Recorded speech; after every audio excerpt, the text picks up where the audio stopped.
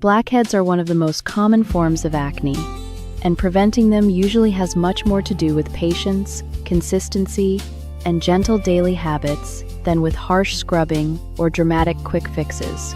A blackhead forms when oil, dead skin cells, and debris collect inside a pore, and the surface of that clogged material is exposed to air, which makes it darken. So the main goal is to reduce buildup while keeping the skin barrier calm instead of irritated. A gentle routine is usually the most dependable routine. Wash your face with a mild cleanser and lukewarm water in the morning and again at night. And if you sweat heavily after exercise, yard work, or a long, humid day, it makes sense to cleanse afterward in a gentle way instead of letting sweat, oil, sunscreen, and residue sit on the skin for hours. What usually does not help is washing your face over and over throughout the day, rubbing hard with rough cloths, grinding gritty scrubs into the skin, or treating blackheads as if they were dirt that can simply be polished away with force. Too much friction often leaves the skin red, tight, and irritated, while the clogged pores remain right where they were.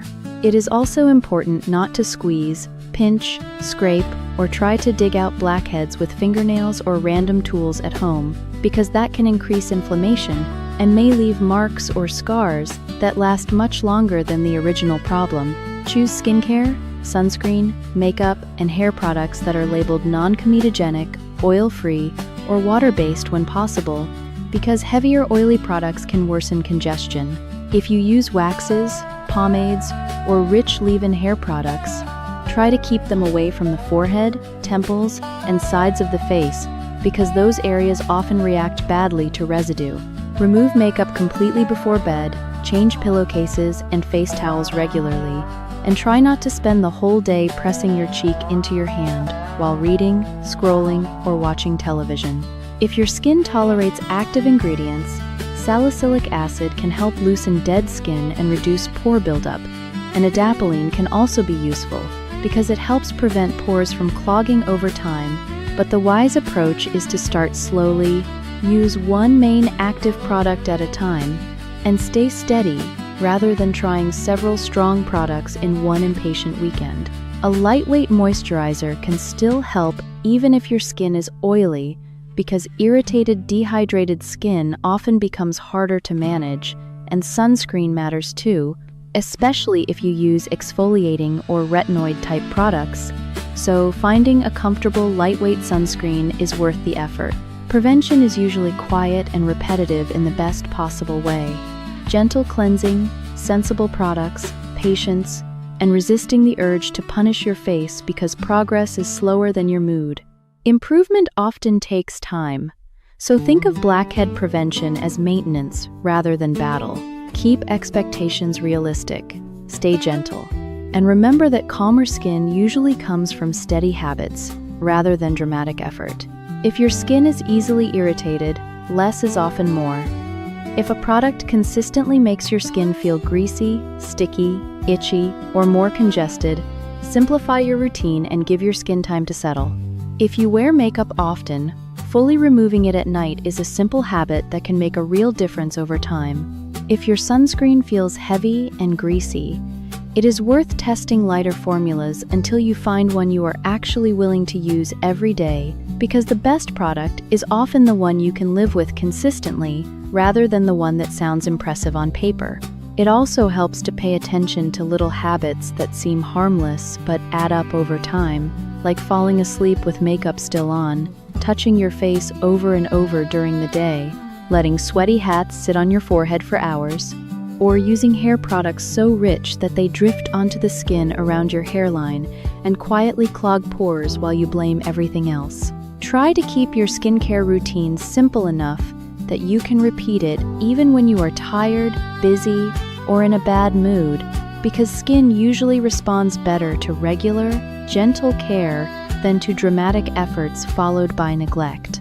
If acne becomes painful, deep, widespread, or starts leaving scars or dark marks, it is much smarter to get help from a clinician than to keep improvising in frustration. Now that the sensible skin part is complete, let us leave the bathroom mirror behind and travel to a retirement community in the United States, where nobody cared very much about clogged pores, but everybody cared intensely about banana bread, porch manners, and whether a grown man over 80 should ever say the sentence, "I was born for miniature golf," without witnesses. The place was called Harborview Commons, a retirement community on the Gulf Coast of Florida, where the sidewalks were broad, the palms leaned theatrically into the sea breeze, and the clubhouse smelled permanently of coffee, lemon polish, and whatever casserole had most recently become an argument. The unofficial queen of Harborview Commons was 77-year-old Diane Holloway, a retired school office manager with silver hair clipped neatly at the back, reading glasses on a chain, and the exact calm expression that could make nonsense feel ashamed of itself. Her closest friend was 82-year-old Walter Grady, widower, former owner of a hardware and marine supply store, wearer of tan loafers and suspenders with tiny sailboats on them, and a man who believed that anything calling itself fun ought to be inspected for weak hinges first. Their orbit included Loretta James, former beauty salon owner and sworn enemy of drab colors, Milton Price, retired accountant and collector of sharpened pencils, corrected receipts, and strong opinions about fairness, June Delaney, former church pianist and reigning authority on pound cake texture, and Earl Bishop, who always said he was not one for public foolishness and then somehow ended up in the exact center of every public foolishness available. The youngest member of their little civic weather system was Ava, the activities director, a bright woman in her early 30s whose competence was real, but whose faith in web forms remained a threat to local peace. One Tuesday morning in March, Ava came into the clubhouse holding her phone in both hands and looking like someone who had just found out optimism had a legal department. Diane looked up from arranging cups beside the coffee urn and said, "Tell us now, before my blood pressure decides to freelance." Ava swallowed. "I thought I booked us discounted spectator tickets for the Boardwalk Festival." Walter lowered his newspaper. "That sentence is much too innocent. What did it actually do?" Ava turned the screen around. Across the top, under a bright yellow sun, two tiny crossed putters and a cartoon seagull wearing sunglasses were the words, "Welcome Harborview Commons to the Sunset Putter Cup Senior Team Challenge." There was a silence so clean it could have been rented out. Loretta leaned in first. "The sunset what?" Ava closed one eye as if prayer might still alter the facts. "The Sunset Putter Cup," she said. "I thought it was a boardwalk outing package where seniors got shaded seating and coupons for lemonade. Apparently, it is a live miniature golf tournament for senior teams, and Harborview Commons is the featured retirement community." Walter stared at the screen as if it had insulted lumber. Milton removed his glasses. June set down her mug very carefully. Earl, from near the window, made a sound halfway between a laugh and a cough. "You entered retirees into a mini golf competition," Diane said. "By mistake," Ava answered. "A very committed mistake." It got worse. The Boardwalk page had already posted their team name. Families had shared it. A granddaughter in Atlanta had commented, "Grandma D better run that pirate course." A local seafood place offered a sponsored discount if Harborview made the finals. The radio station had apparently announced them as the Silver Sharks of the short game, which Walter found both flattering and legally reckless. Ava had also received an email asking whether Harborview preferred matching visors or matching polos. "Can we cancel?" Diane asked. Although her tone suggested she already knew the answer would involve printed signs and someone cheerful saying they understood while not understanding at all. Ava winced. "The brackets are set, the signage is printed. They already announced us in the festival newsletter." The organizers said they were thrilled because older adults always bring patience, precision, and crowd charm. That changed the air. No one at Harborview Commons actually wanted to compete in a public miniature golf tournament. No one had woken up hoping to navigate windmills, plastic pirates, and neon seahorses under county-level scrutiny. But no one wanted to be the retirement community that backed out after being described as precise. "Absolutely not," Milton said. We are not letting a boardwalk think we're frightened by decorative turf. Or by fake palm trees, said Loretta. Or by a putter, said Walter. A putter is merely a very small promise. That settled it. Within 20 minutes, the clubhouse had transformed from ordinary coffee hour into what looked suspiciously like a tactical sports office disguised as a pastry table. Diane became captain because she could keep 5 adults from spinning off into dramatic theory. Walter was put in charge of equipment because he trusted neither rental putters nor any ball described as regulation without evidence. Milton made a scoring sheet titled Course Logic, Angles, and Avoidable Embarrassments. Loretta seized wardrobe because, if we are going to be photographed beside a fiberglass shark, we will not do it wearing washed-out coral. June took refreshments because nobody putts wisely when hungry. Earl, who had already said 6 times that he wanted no part in any of this, was appointed morale and comic relief because everyone knew he would provide both, whether sanctioned or not. The first question was obvious.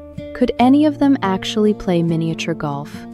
To everyone's horror, Walter said yes immediately. Apparently, in 1968, he had courted his late wife at a place called Pirate Pete's Adventure Putt and had once won a free snow cone and a stuffed turtle by sinking a 12-foot bank shot under pressure. "You never told us this," Diane said. "There was never a reason," Walter replied. "Until now," said Loretta. June admitted she had gone every summer with cousins in Alabama and remembered the principles, if not the footwear. Milton had no experience, but insisted that geometry favored the organized. Earl claimed to hate all sports involving props and then, during a test putt using a wooden spoon and a cough drop tin, revealed the hand of a man who had spent years quietly putting golf balls into desk wastebaskets when nobody was looking. By lunchtime, the team was selected: Diane, Walter, Milton, June, and Earl, with Loretta as sideline director and Ava as official apology representative in case things went sideways in public. Rehearsal began immediately using coffee mugs as targets, broom handles as putters, and folded pamphlets as obstacles. Walter turned out to be both a decent coach and a terrible patient. "No, not like that," he said. "The ball isn't your enemy.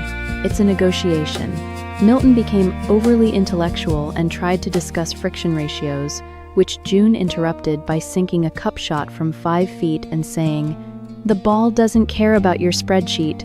Earl, meanwhile, was disgustingly good at trick shots and infuriatingly casual about it. "It's all wrists," he said, and contempt. By Wednesday, the whole community knew. Residents who had no plans to attend the festival began wandering in just to see and immediately became volunteer advisors.